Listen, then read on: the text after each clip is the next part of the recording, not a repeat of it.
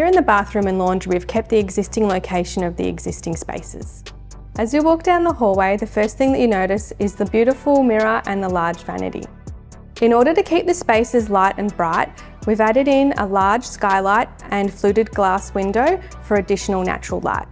The toilet has been hidden in the corner and the shower has been tucked behind the vanity for additional privacy. The biggest challenge in the laundry was to add in an additional shower and toilet without increasing the footprint of the space. We added these to the laundry as it was the client's brief to add in a second bathroom. We have created consistency throughout the laundry and bathroom by keeping the colour palette neutral and using the same finishes throughout.